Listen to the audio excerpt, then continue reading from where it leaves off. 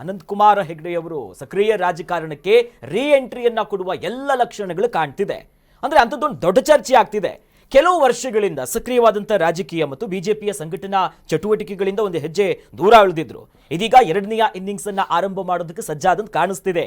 ಅದಕ್ಕೊಂದು ಸೂಚನೆ ಏನು ಕೇಳಿದ್ರೆ ಮಾರ್ಚ್ 8ರಂದು ಭಟ್ಕಳದಲ್ಲಿ ಒಂದು ಹಿಂದೂ ಸಂಗಮ ಅಂತ ಒಂದು ಕಾರ್ಯಕ್ರಮ ಆಗ್ತಿದೆ. ಈ ಕಾರ್ಯಕ್ರಮದಲ್ಲಿ ದಿಕ್ಸೂಚಿ ಭಾಷಣಕಾರರಾಗಿ ಇವರು ಬರ್ತಿದ್ದಾರೆ. ನೋಡಿ, ಒಂದು ಸರ್, ಈ ಬಿಜೆಪಿ ಅಂದಾಗ ಫೈರ್ ಬ್ರ್ಯಾಂಡ್ ಅಂತ ಒಂದಿಷ್ಟು ಜನರನ್ನು ಕರೀತಾರೆ. ಅಂದ್ರೆ ಹಿಂದೂ ಪರವಾಗಿ ಸಂಘ ಪರಿವಾರ ವಿಚಾರವಾಗಿ ಮಾತಾಡ್ಕೊಂಡವರು. ಯತ್ನಾಳ್ ಅವರು ಉಚ್ಚಾಟನೆ ಆಯ್ತು, ಆ ಹಿನ್ನೆಲೆಯಲ್ಲಿ ಬಂದವರು. ಈಶ್ವರಪ್ಪನವರು ಹಿಂದುತ್ವ ಅಂತ ಬಂದವರು. ಅವರು ಕೂಡ ಈಗ ಒಂದು ರೀತಿ ರಾಜಕೀಯ ಸನ್ಯಾಸ ರೀತಿಯಲ್ಲಿ ಆಗ್ಬಂದಂಥ ಸನ್ನಿವೇಶಗಳು ಅವ್ರಿಗೆ ಬಂದಿದೆ.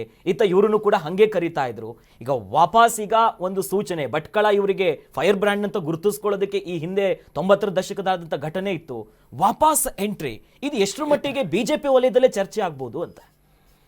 ಅನಂತಕುಮಾರ್ ಹೆಗಡೆ ಅವರು ಬಿಜೆಪಿಯಿಂದ ಹಿಂದೂ ವಿಚಾರದಲ್ಲಿ ಅಥವಾ ನಾಲ್ಗೆ ವಿಚಾರದಲ್ಲಿ ಮೊದಲು ಉಚ್ಚಾಟನೆಗೊಂಡವರು ಅಂತ ಹೇಳ್ಬೋದು. ಅಂದರೆ ಈ ಯತ್ನಾಳು, ಈಶ್ವರಪ್ಪ ಇವರೆಲ್ಲ ಅಧಿಕೃತವಾಗಿ ಆದರೆ ಇವರನ್ನ ಹಿನ್ನೆಲೆಗೆ ಸರಿಸಿ ಇವರನ್ನ ಮೂಲೆ ಗುಂಪು ಮಾಡೋದ್ರ ಮೂಲಕ ಉಚ್ಚಾಟನೆ ಅಲ್ಲದ ಉಚ್ಚಾಟನೆಗೆ ಒಳಪಡಿಸಿದ್ರು. ಟಿಕೆಟ್ ಕೈ ತಪ್ಪಿಸಿದ್ರು, ಮೂಲೆ ಗುಂಪು ಮಾಡಿದ್ರು, ಎಲ್ಲವೂ ಮಾಡಿದ್ರು.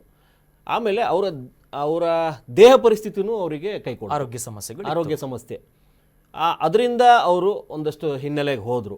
ಆದರೆ ಅದಕ್ಕಿಂತ ಹಿಂದೆ ಅವರು ನಡ್ಕೊಂಡಿರುವ ರೀತಿ, ಅವರು ಮಾತಾಡಿರುವ ಮಾತುಗಳು, ಅವರು ಬೆಂಕಿ ಹಚ್ಚಿದ್ದು ಇವೆಲ್ಲ ಚರ್ಚೆಗಾಗಿತ್ತು. ಕೇಂದ್ರ ಮಟ್ಟದಲ್ಲಿ ಒಂದಷ್ಟು ಚರ್ಚೆ ಆಗಿತ್ತು. ಮೋದಿಯವರ ವಿಚಾರದಲ್ಲೂ ಕೂಡ ಕಾಂಪ್ರಮೈಸ್ ಆಗೋದಿಲ್ಲ ನಾನು ಅನ್ನೋ ರೀತಿಯ ನಡವಳಿಕೆ ಇತ್ತು ಅನ್ನುವಂಥದ್ದು ಆ ವಲಯದ ಮಾತುಕತೆ. ಹೌದು. ಸೊ ನನ್ನದೇ ಪ್ರಾಬಲ್ಯ ನಾನು ಹೊಂದಿದ್ದೀನಿ ಅನ್ನೋ ಮಟ್ಟಕ್ಕೆ ಅನಂತಕುಮಾರ್ ಹೆಗಡೆಯವರು ಕೂಡ ಒಂದೊಂದು ಸರಿ ವರ್ತನೆ ಮಾಡ್ತಿದ್ರು ಅನ್ನುವಂಥದ್ದು ವಲಯದ ಮಾತುಕತೆ. ಹೌದು. ಅದು ಕೆಲವರು ಒಪ್ಪುತ್ತಾರೆ. ಈಗ ಸಹಜವಾಗಿ ಅವರಿಗೆ ಮನೇಲಿ ಕೂತಾಗ ಆರೋಗ್ಯ ಸ್ಥಿತಿ ಸರಿ ಇಲ್ಲದೆ ಇದ್ದಾಗ ಚರ್ಚೆ ಅವರ ತಲೆಯಲ್ಲೇ ಆಗಿರುತ್ತೆ. ನಾನು ಹೇಗಿರಬೇಕು, ನನ್ನ ವರ್ತನೆ ಹೇಗಿರಬೇಕು, ನಮ್ಮ ಪಕ್ಷ ಏನು, ನಮ್ಮ ಪಕ್ಷದ ಸಿದ್ಧಾಂತ ಏನು, ನಾನು ಯಾವ ರೀತಿ ಎಲ್ಲಿ ಮಾತಾಡಬೇಕು ಏನನ್ನ, ಇವೆಲ್ಲ ಲೆಕ್ಕಾಚಾರಗಳನ್ನ ಹಾಕಿ ಕೂತು ಬಂದು ಈಗ ಒಂದು ರೀ ಎಂಟ್ರಿ ಪಡಿತಾ ಇದ್ದಂಗಿದೆ. ಹೌದು. ಇವರ ಮತ್ತೆ ಭರ್ಜರಿ ರೀ ಎಂಟ್ರಿಗೆ ಏನು ಇವತ್ತು ಭಟ್ಕಳನೇ ಆಯ್ಕೆ ಮಾಡ್ಕೊಂಡಿದ್ದಾರೆ. ಅಲ್ಲಿ ಇರುವಂಥದ್ದೇನು ಮಿನಿ ಪಾಕಿಸ್ತಾನ್ ಅಂತ ಕರೀತಾರೆ ಭಟ್ಕಳಕ್ಕೆ. ಅಂದ್ರೆ ಅನಧಿಕೃತವಾಗಿ. ಹೌದು. ಆ ರೀತಿಯಾದ ಜಾಗದಲ್ಲಿ ಈಗಾಗಲೇ ಸದ್ದು ಮಾಡಿರೋ ಕ್ಷೇತ್ರ. ಹೌದು. ಅನಂತಕುಮಾರ್ ಅವರಿಗೆ ಒಂಥರ ಅದು ಶಕ್ತಿ ಕೇಂದ್ರ. ಅಲ್ಲಿ ಏನು ಬೇಕಾದ್ರೂ ನಡಗಿಸಬಲ್ಲೆ ನಾನು ಅಂತಂದ್ರೆ ಮಾತಲ್ಲೂ ನಡಗಿಸ್ತಾರೆ. ಮತ್ತೆ ಇನ್ನೊಂದು ಏನಂತಂದ್ರೆ ಅವರಿಗೆ ಒಂದು ಪ್ರಾಬಲ್ಯ ಇದೆ ಅಲ್ಲಿ. ಹೌದು. ಎಲ್ಲಿ ಮುಸಲ್ಮಾನರು ಹೆಚ್ಚಾಗಿರ್ತಾರೋ ಈ ಅನಂತಕುಮಾರ್ ಮತ್ತೆ ಯತ್ನಾಳ್ ಅವರು ಅಲ್ಲಿ ಬಲಿಷ್ಠ ಆಗ್ತಾನೆ ಹೋಗ್ತಾರೆ.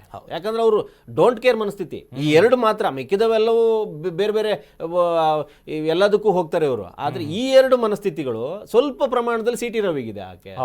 ಅದೇ ರೀತಿಯಾದಂತ ಈಶ್ವರಪ್ಪ ಸ್ವಲ್ಪ ಪ್ರಮಾಣದಲ್ಲಿ ಮಾತಾಡ್ತಾರೆ. ಪೂರ್ತಿ ಪ್ರಮಾಣದಲ್ಲಿರೋದು ಈ ಎರಡು ಕೇಸು. ಹೌದು. ಒಂದು ಅನಂತಕುಮಾರ್ ಅವರು, ಇನ್ನೊಂದು ಯತ್ನಾಳ್ ಅವರು. ಈ ಎರಡು ಫೈರ್ ಬ್ರ್ಯಾಂಡ್ ಅಲ್ಲಿ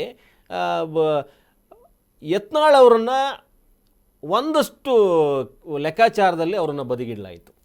ಅವರ ಮಾತುಕತೆಗಳು, ಅವ್ರ ಪಕ್ಷದವರನ್ನೇ ಅವರು ಬಲಿ ತಗೊಳಕ್ ಹೋದ ರೀತಿ ಮಾತಾಡ್ತಾರೆ. ಏನೇ ಇದ್ರೂ ಕೂಡ ಹೈಕಮಾಂಡ್ ಮುಂದೆ ಹೋಗಿ ಕೂತು ಮಾತಾಡುವಂಥದ್ದು ಪಕ್ಷದ ಸಿದ್ಧಾಂತ.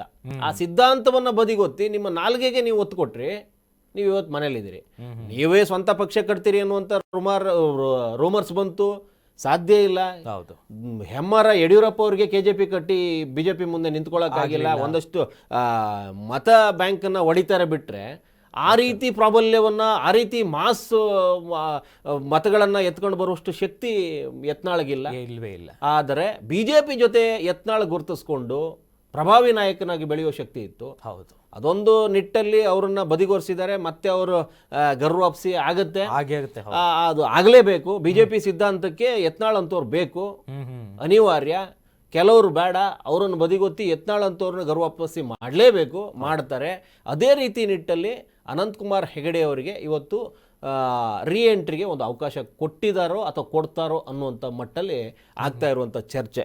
ಇವತ್ತು ಮಾರ್ಚ್ 8ನೇ ತಾರೀಕು ಏನು ಮಾಡ್ತಾರೆ, ಯಾವ ರೀತಿ ಮಾತಾಡ್ತಾರೆ, ಯಾವ ರೀತಿ ಕಂಬ್ಯಾಕ್ ಅನ್ನ ಸಮರ್ಥಿಸ್ಕೋತಾರೆ, ಬಿಜೆಪಿಯ ಸಿದ್ಧಾಂತಕ್ಕೆ ನಾನು ಬದ್ಧ, BJP ನನ್ನನ್ನು ಮೂಲೆ ಗುಂಪು ಮಾಡಲಿಲ್ಲ, ನಾನೇ ದೈಹಿಕ ಸಮಸ್ಯೆಯಿಂದಾಗಿ ನಾನೇ ಹಿನ್ನೆಲೆಯಲ್ಲಿದ್ದೆ, ಹಿಂದೆ ಸರಿದಿದ್ದೆ ಅಂತ ಏನಾದರೂ ಕೊಟ್ಟು ಪಕ್ಷವನ್ನು ಉಳಿಸ್ಕೊಂಡು ತನ್ನನ್ನು ಸಮರ್ಥಿಸ್ಕೊಂಡು ಮುಂದೆ ಹೋಗುವಂಥ ಪ್ರಯತ್ನ ನಾಳೆ ಅನಂತಕುಮಾರ್ ಹೆಗಡೆ ಅವರು ಮಾಡ್ಬೋದು.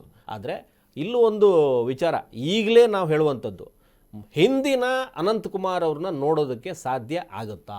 ಹೌದು, ಕುತೂಹಲ ಇದೆ ಅನೇಕರಿಗೆ. ಹಿಂದಿನ ಅನಂತಕುಮಾರ್ ಮಾತೆತ್ತಿದ್ರೆ ಅವ್ರದ್ದು ಮಾತುಗಳೇ ಬೇರೆ ಇರ್ತಾ ಇದ್ದು, ರಣಕಹಳೆ ಇದ್ದಂಗೆ ಇರ್ತಿತ್ತು ಮೊದಲು, ಬೆಂಕಿ ಉಗುಳ್ತಾ ಇದ್ರು.